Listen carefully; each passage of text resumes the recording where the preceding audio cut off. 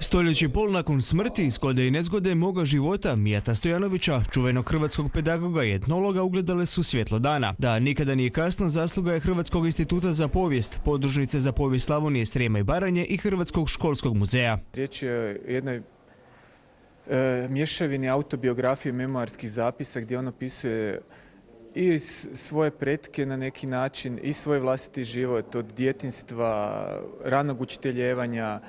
Cijeli svoj učiteljski put opisuje od Babine Grede, Zemuna, Gospića i tako dalje. Znači riječ je o jednoj knjizi koja daje pregršt informacija o svakodnevnom životu u Slavoniji u sredinom 19. stoljeća, o povijesti putovanja, povijesti čitanja, povijesti knjige, a osobito je značajan izvor za povijest školstva u 19. stoljeću, jer Mija Stojanović cijeli njegov život je bio uronjen u školstvo, bio je poznati učitelj, bio je istaknuti pedagog, prevodio je sada s njemačkog najpoznatije pedagoge u Hrvatskoj. Knjiga je koristan izvor i za političku povijest, jer Mija Stojanović je bio prvi učitelj izabran u Hrvatski sabor davne 1848. kao zastupnik. Stojanović je knjigu već za života pripremio za izdavanje.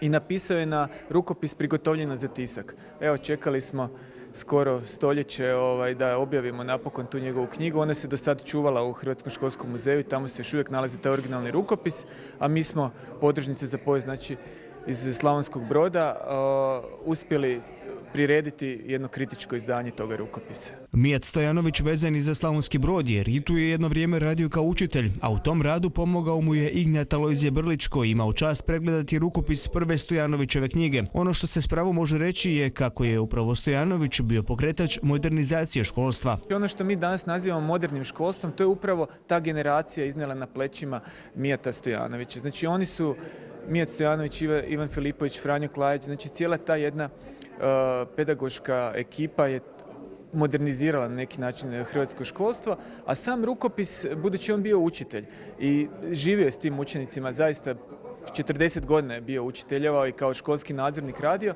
i onda on iz tog vlastitog iskustva piše o tom odnosu prema učenicima, kakav treba biti odnos u nastavi. Znači on s jedne strane i teoretski je potkovan, jer čita i tu teoretsku literaturu, a s druge strane ono što mi se čini kao vrijednost je upravo to iskustveno, taj odnos prema učenicima koji je gotovo univerzalan. Za nas je iznimno važno da bi cijela percepcija pedagogije vrlo vjerojatno bila sasvim drugačija bez slavonsko-brodskog utjecaja. Mi imamo jedan fenomen koji je vidljiv i u ovoj knjizi koja je konačno ugledala svjetlo dana, a to da imamo tri nacionalno vrlo značajna pedagoga, dakle, pored Mijata Stojanovića, Franju Klajića, oca Vjekoslava Klajića, povjesničara, i Ivana Filipovića, koji su rođeni otprilike u prostoru od 10 km zračne linije, ovdje u našoj brodskoj okolici, u našem gravitirajućem području, u razlici od 3-4 godine međusobno, i koji su ostavili doista neizbrisiv trag. Mijat Stojanović bio je jedan od prvih sakupljača usmene književnosti, a možda se bliži pravo vrijeme za neko novo izdanje zbirki narodnih pjesama.